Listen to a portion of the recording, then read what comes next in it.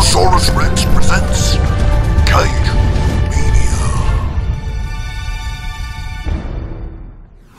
Welcome back to Cinemasaurus Rex. I'm Rocket, and this week it is King Kong 1976. Yep, I got the DVD double feature. Now, I remember at the very start of this I said I probably weren't going to do the 70s Kong, but kind of caved in, thought if we're going to do King Kong, we've got to do them all, haven't we? This King Kong, it's kind of a mixed bag, right? They tried a whole 70s thing, they try and get the original King Kong, update it for a new audience, and it half works. Now, they changed the main storyline. It isn't Carl Denham finding an actress trying to look for Kong. They don't know Kong exists at this point. All he knows is it's a greedy guy. He thinks he's found a little island which is full of shitload of petrol, so we can salvage all the petrol and sell it off, basically. Along the way on the journey, there's a stowaway, Jeff Bridges, who thinks, oh, there might be some kind of big monster on the island, so he knows about it.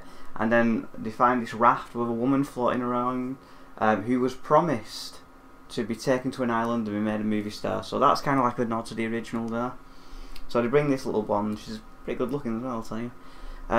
They go to this island, look at the island, find this giant wall. It's like, oh, all these natives hammering around doing all these rituals and shit. Basically, from this point, it kind of follows Kong to a degree. They go back aboard, kidnap the blonde, take her, put a sacrifice her. Kong comes, beats his chest, kidnaps the girl, goes off into Skull Island. Now, all that is very well, all well and done, all the same. Then they go to Skull Island, and this is probably the biggest letdown of the film, because, especially for me, when I was a kid, and you know, the images of Kong when I was a little boy is definitely Kong fighting the T-Rex. It's just iconic, innit? Kong fighting dinosaurs. It's what you want to see. You want to see a big gorilla have another fight with another monster. Now, special effects in this, no stop motion, it's all suitmation. Suitmation is pretty good, the suit is good, I will give it that. However, Kong has one fight in this film, and it's not even that great. So, the fight happens when Kong's got the girl, he's on Skull Island, little Jeff Bridges chasing after her like, oh no, we got to rescue the girl. And basically Kong's put the little blonde girl down, and there's a giant snake coming after her, and Kong spots the snake and starts having his fight. So we'll have our first and our only fight. So remember, at this point, King Kong 33 has happened. King Kong against Godzilla, that's already happened, he's lost that one, and King Kong Escapes has happened now, and that's where he's beaten MechaniKong and got the Intercontinental title. So, Intercontinental title match, King Kong, Giant Snake. Now, considering Kong starts off knowing about the snake, because the snake at this point is after the girl, so King Kong jumps for the snake, but the snake gets out his way, trips up Kong, starts wrapping himself around Kong, and starts, you know, like a big anaconda. He just kind of has a big grip on him, and he's going round and kind of and getting him. Basically, Kong is struggling here, he's trying to fight away, it's not really doing much. Snake's got too much grip. However, out the corner of his eye, he sees the little blonde girl toddling off with Jeff Bridges, and he loses his shit. So, gets his finisher in, he gets the mandible claw locked in on the snake, gets the grip, and I've never seen him rip so hard. He rips so hard that not only does he break the snake's jaw, he actually rips half his frigging body in half. He just literally just wrenches him like that. All his insides are coming out. Gets the snake, throws it on the floor, beats his chest. So, your winner and still Intercontinental Champion, King Kong. So, King Kong chasing the little blonde girl. Obviously, he wants her back. Breaks through the wall and all that shit. How they catch him slightly different. He falls into a pit with all these gases to gas him out, and it actually shows how they get Kong back to America in this one. They actually put him in this big part of the ship, this like big hull in the ship, and start feeding him loads of shit.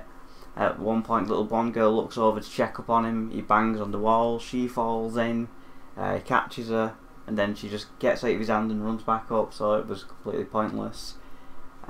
Basically, they find out that the oil on the island was useless anyway, so the petrol company are only interested in King Kong now, and they get the name of the company, I think it's called like Petrolax, something like that. They engrave it onto a crown, stick it in Kong's head, encase him in a big metal cage, and parade him around the streets basically.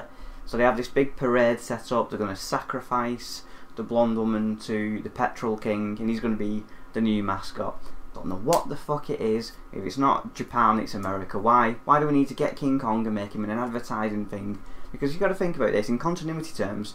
They've only tried this in 1962 against Godzilla. So this is what, like 14 years later, they're trying the same shtick again. Get a marketing campaign on King Kong. He's not going to do it. He's not going to do it. Stop trying to market Kong. King Kong breaks out of his chains and goes on the rampage through New York. He finds the little blonde girl, picks her up, and then again, instead of the Empire State's building, we go for the World Trade Center this time. So he climbs up the World Trade Center. And this is also different because instead of sending 4 planes, they send 4 helicopters. Now, the helicopters have got a better mobility, but Kong manages to kill 2 helicopter pilots. He gets them, throws them down, but the machine guns on the helicopters are a lot more advanced than on the planes, and the death scene is pretty brutal. They really pepper Kong with bullets, absolutely. Spray the fuck out of him. He's almost a red gorilla at one point. He's bleeding like a motherfucker. They finally get him. He falls down onto the edge of the World Trade Center, falls off to the edge, and slowly dies. He doesn't die upon impact. Even after the fall of the World Trade Center, he lands, and you hear his heartbeat. He's still going. He's still got something in him. Little blonde girl, obviously, she's upset. She's crying her eyes out. Oh no, Kong's dead. Which is also different because in the original King Kong, Fay Wray could not give a shit about King Kong. She was just scared shitless out of that giant fucker. But in this one, she's kind of built up a bit of rapport with Kong, and she kind of likes him for whatever reason. So that's kind of it. That's where the film ends and the credits kind of pop up. So do I recommend this film? Some of the special effects pretty decent and stuff, and you know, they try something new with Kong, you got to give them credit for that, but the actual stuff on Skull Island is really kind of a bit dull. It's kind of the worst part of the film, and it should be the most exciting part of the film. That's a real shame. Kong is giant in this as well. He's way bigger than he normally would be. Oh, it's a tough one. I'm gonna give it the thumbs down. And I might be being a bit harsh there, because you know, some of the stuff is genuinely good, and the take is interesting. It's just when you've seen the original King Kong, this just can't compare, and I think that's what it is. If I'd never seen a King Kong movie before, I'd probably recommend it, but if you've ever seen any King Kong film before, you can't, because this just cannot compare to the original. They try something new, and give them credits for that, but it doesn't work. So 10 years later, they did make a sequel, and it's called King Kong Lives. I don't know why it took 10 years to make a sequel. That's quite a big time.